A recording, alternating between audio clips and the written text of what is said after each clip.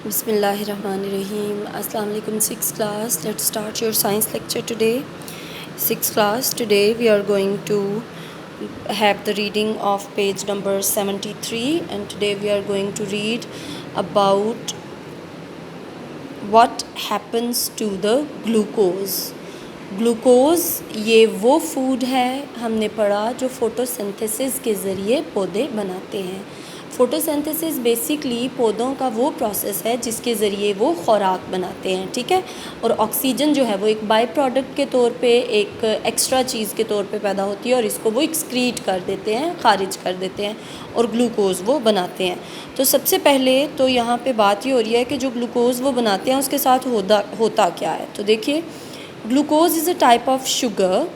It is food made by plants during photosynthesis. A plant can use the glucose it makes in many ways. और यहाँ पे ये तरीके हैं जिन तरीक़ों से प्लांट जो है वो ग्लूकोज़ को यूज़ करता है। अब ये देखिए, some of it will be used immediately to produce energy, मतलब कुछ तो रेस्पिरेशन के प्रोसेस में यूज़ हो जाता है, ठीक है जी। हर जिंदा चीज़ जो है उसी तरह प्लांट के जो सेल्स हैं उनको भी रेस्पिरेशन करना होती है एनर्जी हासिल करने के लिए, तो कुछ तो ग्लूकोज चला जाता है वहाँ पे। दूसरे नंबर पे देखिए, ग्लूकोज जो है वो सेल्यूलोज बनता है जिससे सेल वॉल्स बनती हैं। हमें पता है कि प्लांट सेल में सेल वॉल्स होती हैं जो कि एनिमल सेल में नहीं होती हैं। तो ग्लूकोज जो पौधे बनाते हैं उनमें से कुछ पौधों की सपोर्ट के लिए सेल वॉल जो होती हैं वो बन जाता है। नंबर 3, आप ये देखिए, कुछ ग्लूकोज जो है वो स्टार्च, ऑयल या दूसरे न्यूट्रिएंट्स बन के स्टोर हो जाता है फ्रूट्स में, और जहाँ पे ज़रूरत हो तो फिर इस्तेमाल किया जाता है, या वो फ्रूट्स जो हम भी पौधों से हासिल करते हैं। एंड नंबर 4, कुछ जो है वो मिनरल्स में ज़मीन में मिल जाता है, जैसा कि नाइट्रोजन है, और नाइट्रोजन के साथ मिलके वो ग्लूकोज जो है वो प्रोटीन बनाता है, और पौधों को जो प्रोटीन चाहिए होती है वो यहाँ से मिल जाती है। तो 4 यूजेस हैं ग्लूकोज के। पौधे खुद रेस्पिरेशन में यूज़ करते हैं, पौधे उसका सेल्यूलोज बना के सेल वॉल बनाते हैं और प्रोटेक्शन के लिए यूज़ करते हैं। कुछ ग्लूकोज स्टोर होता है ताकि जब ज़रूरत हो तो इस्तेमाल किया जाए, वो फ्रूट्स की शेप लेता है, और कुछ ज़मीन में मिनरल्स के साथ मिलके प्रोटीन फॉर्म करता है और पौधों के काम आता है, ठीक है जी। इसके बाद नेक्स्ट हमारा टॉपिक है प्लांट्स नीड वाटर। प्लांट्स को पानी चाहिए होता है। क्यों चाहिए होता है? आपको पता है कि जो फोटोसिंथेसिस प्रोसेस है, the very important process of plants, इसमें पानी चाहिए होता है, इसमें पानी इस्तेमाल होता है। Water enters a plant through its roots, जड़ों के ज़रिए पानी जो है वो प्लांट्स में दाखिल होता है।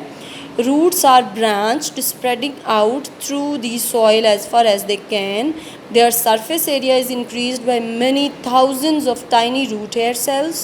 Root hair cells have a very thin cell membrane. This makes it easy for water and minerals to pass through.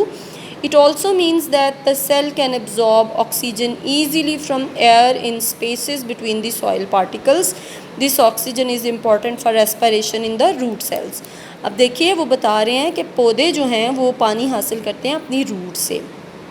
Roots जो हैं वो सम टाइम्स तो इतनी ज़्यादा ब्रांच आउट हुई हुई होती हैं कि उतने पौधे की बाहर शाखें नहीं फैली हुई होती जितनी ज़मीन के अंदर उसकी जड़ें फैली हुई होती हैं, ठीक है। और ये ब्रांच्ड होती हैं, ज़्यादा फैली हुई होती हैं, और ये ज़्यादा फैलाव से ज़मीन से एब्जॉर्ब करती हैं पानी को, और एब्जॉर्ब करने के लिए इनके ऊपर रूट हेयर होते हैं। रूट हेयर सरफेस एरिया बढ़ाते हैं। सेकेंडली, इनकी मेम्ब्रेन बहुत बारीक होती है, इससे पानी का एब्जॉर्ब होना आसान हो जाता है। थर्डली जो है, ये रूट्स, इनका काम ये होता है कि अब रूट्स को भी ऑक्सीजन चाहिए, तो ये तो ज़मीन के नीचे दबी हुई हैं, तो रूट हेयर इतने बारीक होते हैं कि मिट्टी के बीच में जो भी एयर पॉकेट्स होती हैं छोटी छोटी, ये उनसे ऑक्सीजन ले लेते हैं, ठीक है जी। ये आपका हो गया प्लांट्स नीड वाटर। नेक्स्ट हमारा है how plants take in water, यानी पानी तो उन्हें चाहिए और वो जड़ों से एब्जॉर्ब करते हैं, तो अब नीचे से ऊपर की तरफ पानी कैसे जाता है? हम तो हमेशा से यही सुनते आए हैं ना 6th क्लास, कि हर चीज़ ऊपर से नीचे आती है, gravity, how the gravity works. लेकिन पौधों में पानी ज़मीन से ऊपर उनके पत्तों की तरफ कैसे जाता है? We will discuss this process. इस प्रोसेस को हम ऑस्मोसिस कहते हैं। What is the name of this process? Osmosis. Root hair cells take in water by diffusion process called osmosis. ये डिफ्यूजन का प्रोसेस है और डिफ्यूजन प्रोसेस में बेटे क्या होता है कि ज़्यादा इंटेंसिटी से कम इंटेंसिटी की तरफ चीज़ जाती है। जहाँ पे वो एक चीज़ बहुत ज़्यादा है वो वहाँ से फैलती है और उस तरफ ट्रैवल करती है जहाँ पे वो कम है। During osmosis water moves from a region of high water concentration to a region of low water concentration, यानी ज़्यादा पानी की कॉन्सेंट्रेशन से कम पानी की कॉन्सेंट्रेशन की तरफ पानी ट्रैवल करता है।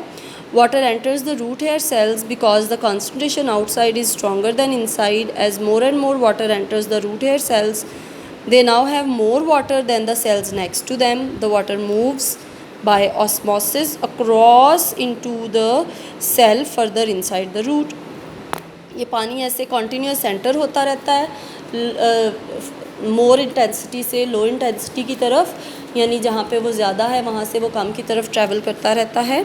और जाइलम वो ट्यूब्स होती हैं जिनमें पानी ट्रैवल करता है, वो ऊपर जाता है और पत्तों तक पानी जड़ों से पहुँच जाता है। ठीक है जी, ये आपने रीडिंग करनी है पेज नंबर 73 और 74 की। कल इंशाल्लाह हम इससे रिलेटेड क्वेश्चन आंसर्स करेंगे।